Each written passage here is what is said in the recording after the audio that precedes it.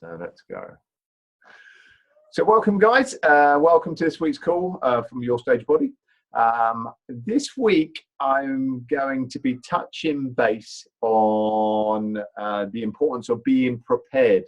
Someone reached out to me earlier and said, do you think maybe you can speak about the importance of being prepared?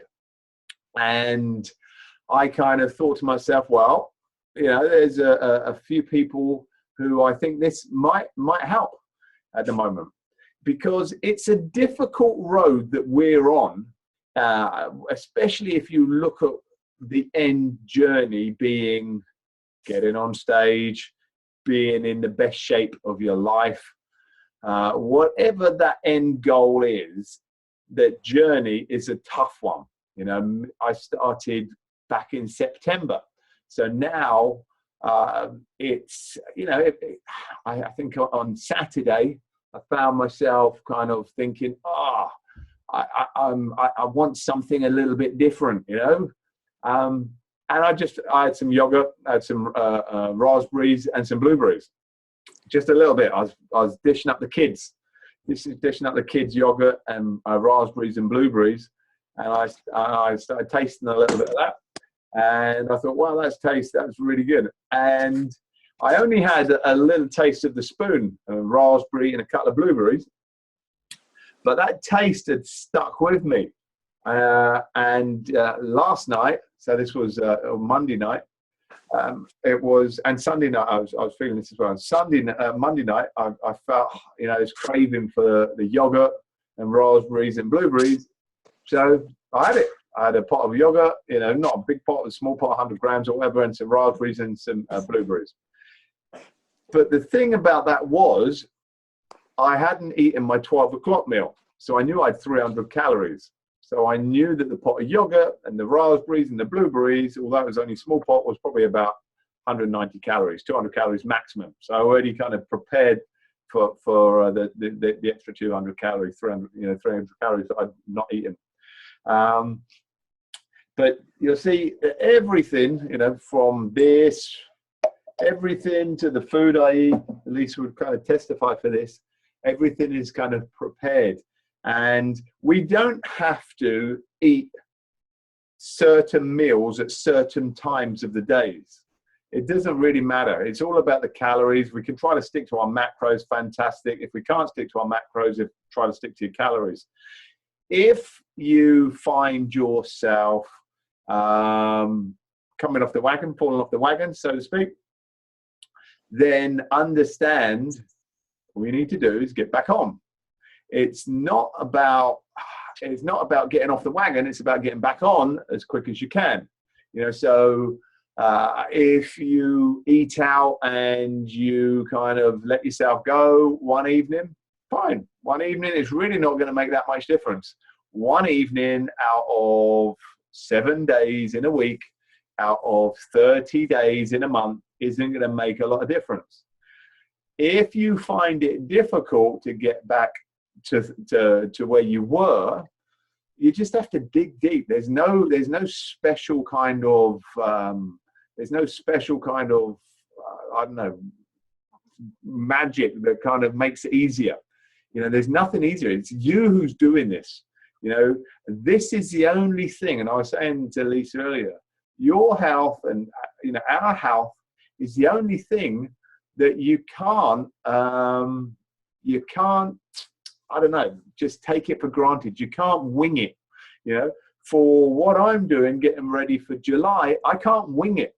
You know, I can't just take it easy and it won't work. You have to be prepared to kind of make those sacrifices if you want to get the end result.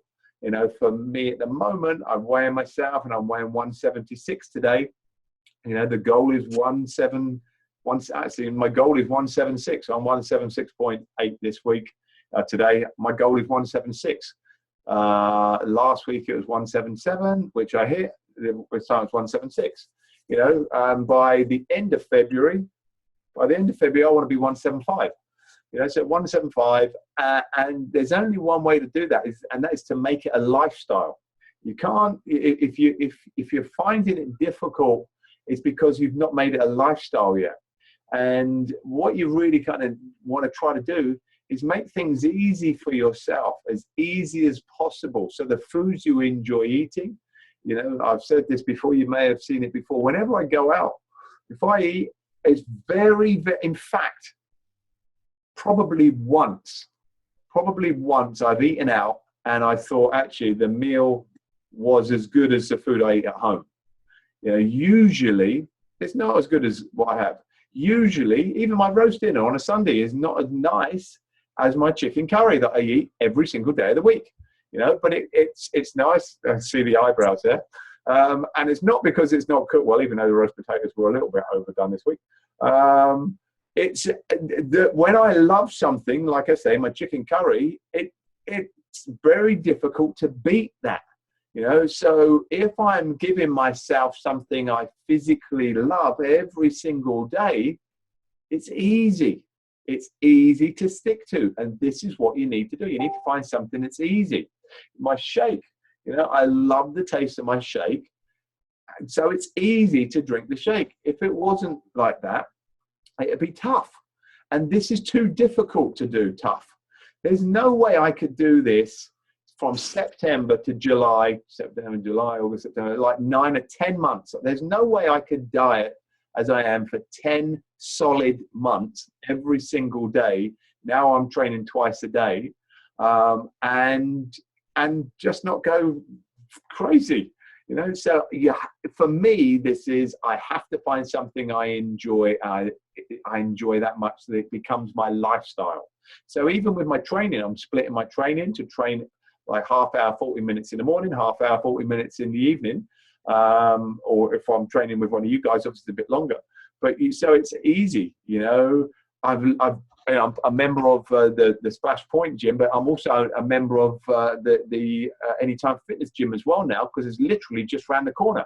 I can walk to Anytime Fitness in 4 minutes. I've timed it, and I've timed it on the way back, and I've timed it a few times, and it's 4 minutes. And I've ran there in a minute. So it takes me 1 minute to run there. So in the morning, I can get in the gym within 1 minute. The only reason I'm saying that is because I know how I am. I know if that gym was 10, 15 minutes away, and I'm thinking actually with traffic and on the way back, half an hour there, 40 minutes, it'd be psychologically a big deal for me. So I make things easy for myself. You know, I'm preparing because I understand the kind of person I am. So if I'm the kind of person that thinks, actually, I know South Coast Gym's a great gym, but I can't really be bothered to drive over there, especially if it's in traffic and I'm not going to use a gym. And to me, a gym's a gym. It doesn't matter if it's South Coast, if it's around the corner here, or if it's the new Anytime Fitness gym. You know, it's purely for logistics of it fitting in with my lifestyle and of me as a person. So the food, where I train, all that kind of stuff, how I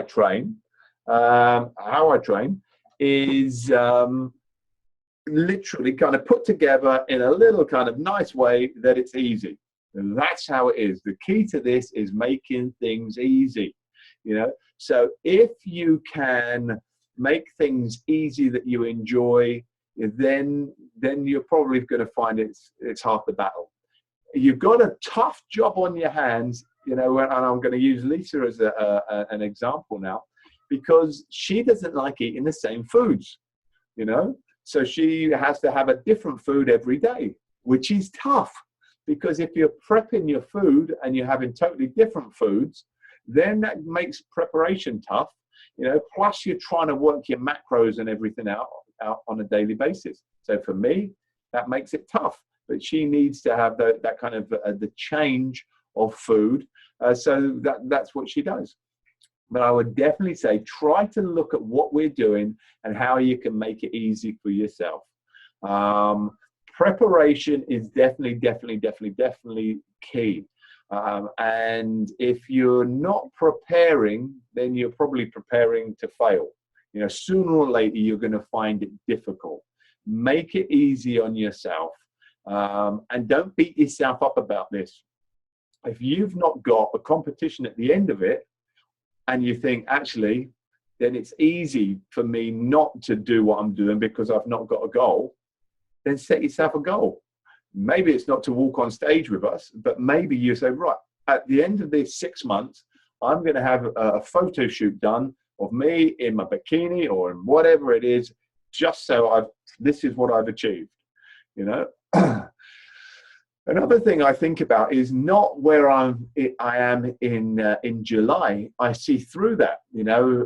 With martial arts, I kind of think about what Bruce Lee used to say about seeing through the punch. You know, you'd never kind of punch something and target. You'd see six inches through it, so you punch through it. So I see through the goal, and the goal is July. But you've probably heard me talk about this. It's actually to be December, so I can actually visualize, and there's not an ounce in me that cannot visualize that I will not be 175 pounds in December.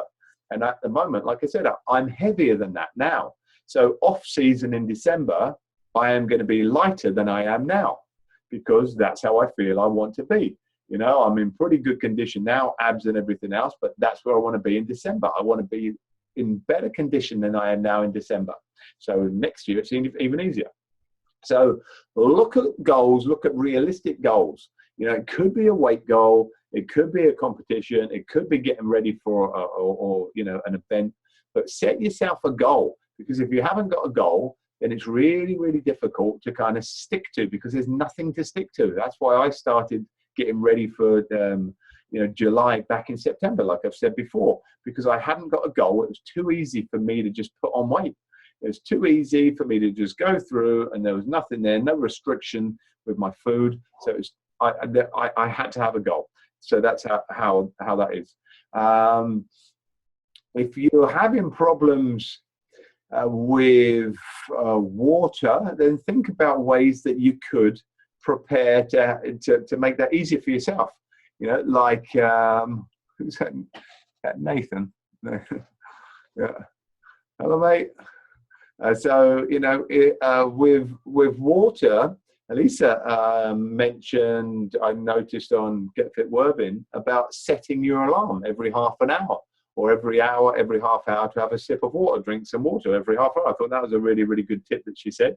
You know, for me, I have a 2-litre jug of water, plus I start the day off with a pint of water, plus I have another pint, plus I have my shakes with water, plus I have a couple of other kind of, so I have about 4 litres of water, but my first thing I have is my pint of water in the morning. So I'm setting myself up, I'm hydrating myself before I hit the gym, and I'm making sure I drink that 2 litres, so I've at least drunk 3 litres through the day, and usually probably 4. So I'm preparing the night before, my jug's already filled up for tomorrow. I've got a pint of juice in the fridge ready to go, so that's all prepared. When I make my shakes, I make 2 at a time, so that's all prepared. You know, the food's all ready, and it's all kind of pre-weighed out.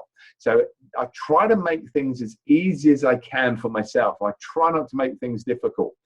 You know, if I'm going out, I'll eat at a restaurant. I know I like the food. You know, like that Fernando's. We went to Fernando's in town. You know, we had an amazing steak there a couple of weeks ago. So now if I'm going out, I'll probably go to Fernando's, because I know the steak in there is absolutely phenomenal. You know, probably the best steak I've ever tried. So I can't see the point of going to a restaurant and eating something that's not as good as what I'm already eating. So I might as well to go somewhere where I can eat something that I think, actually, that's probably the best steak I've ever tried in my life, and I'm not going to get that at home. So I might as well have that. So that's what I'd do. You know, if you're going to go out, make sure you go out to somewhere that you actually love the food and it's worth going to. You know, if you're trying not to drink in the week, don't buy anything. Don't buy any wine or anything like that. It's, you know, if it's not in the fridge, the chances are you're probably not going to go to the corner shop or wherever and pick up a bottle. You know, so make sure that you've not got that temptation.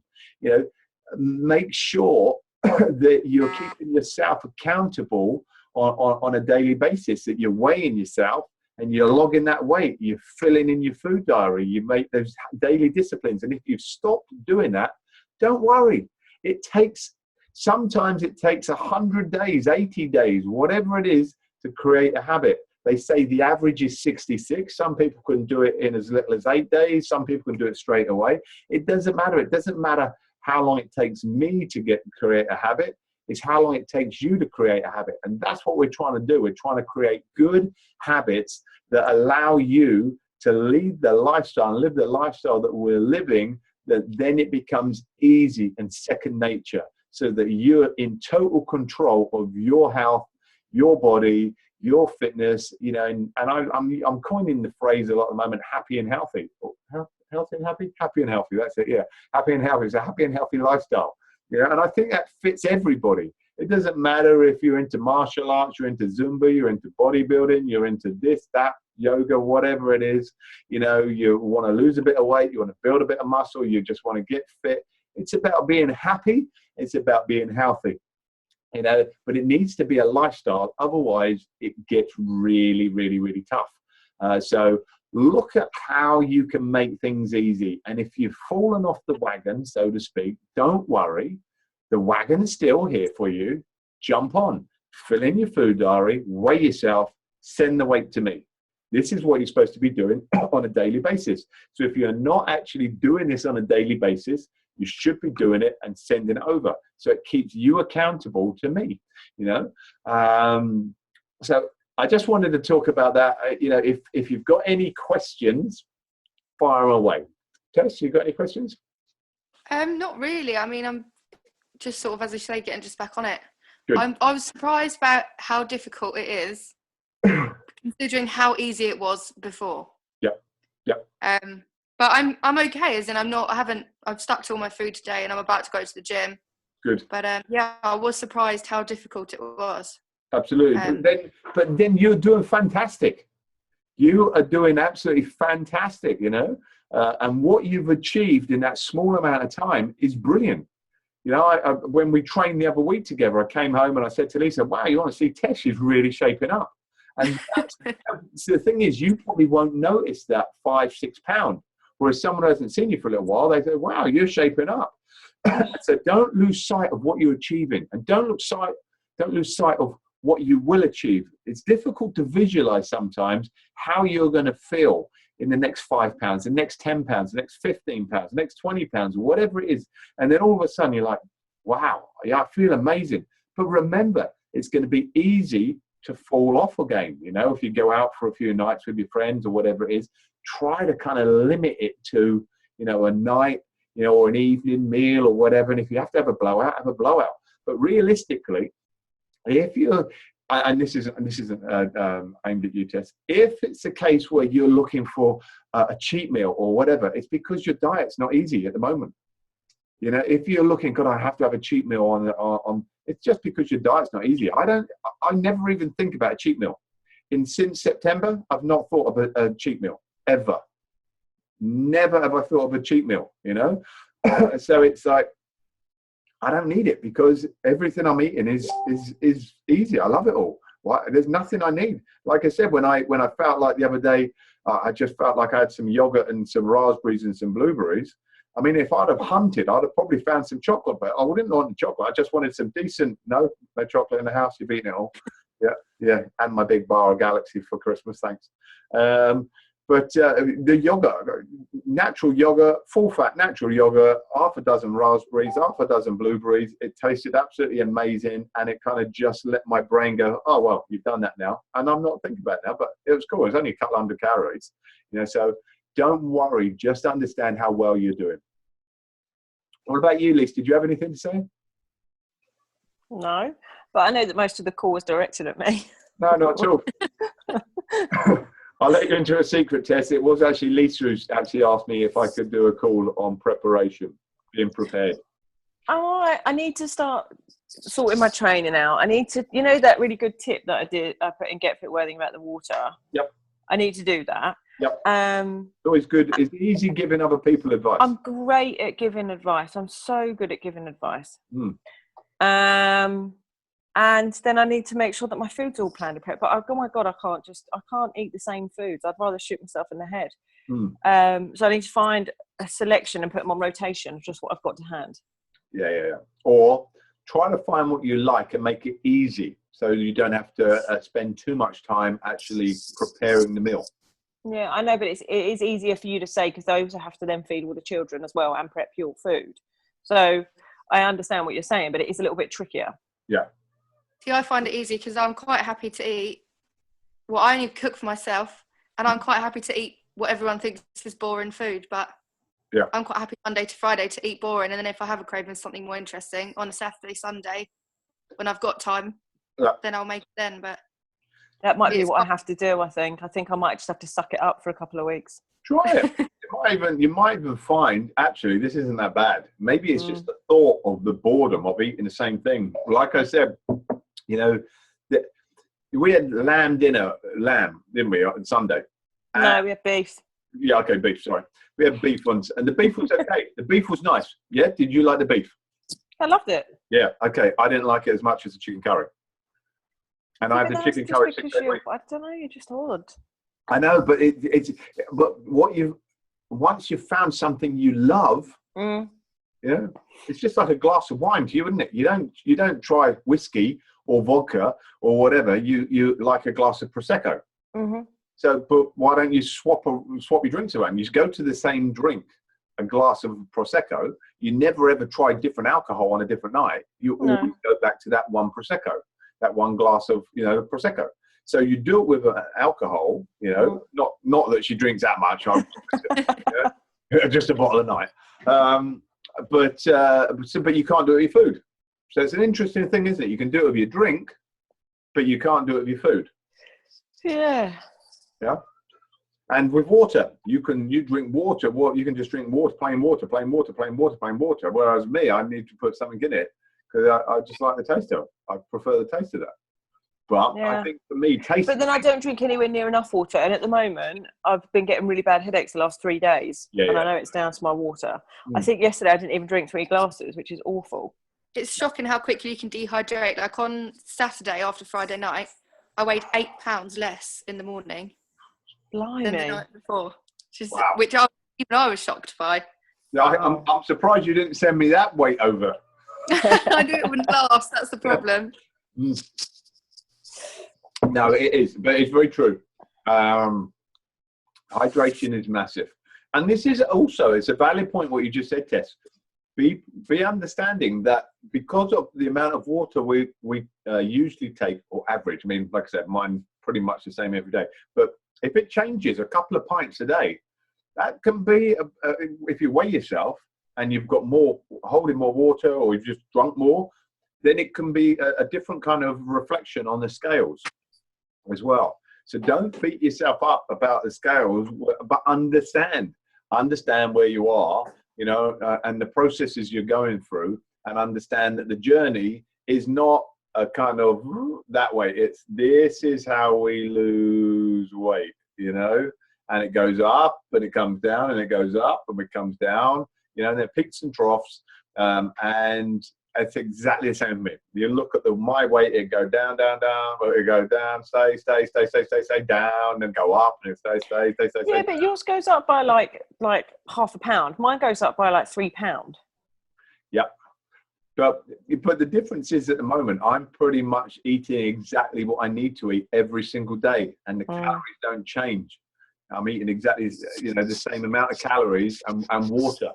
So the only reason my calories will change is if I'm doing something a little bit different. At the moment, you haven't got that consistent calorie and training at the moment. That's all. Once you kind of get that, then you'll feel you'll get the results you want. Okay, all right. Well, I've got to go and jump on another call. So thanks for joining us, Tess, Lise, and I will sort this recording out to the other guys, and I believe from next week we will have Darren and Dom and Neil on us. Cool. So I will see you tomorrow, Tess, and I'll see you at Billy's. All right. See you guys later.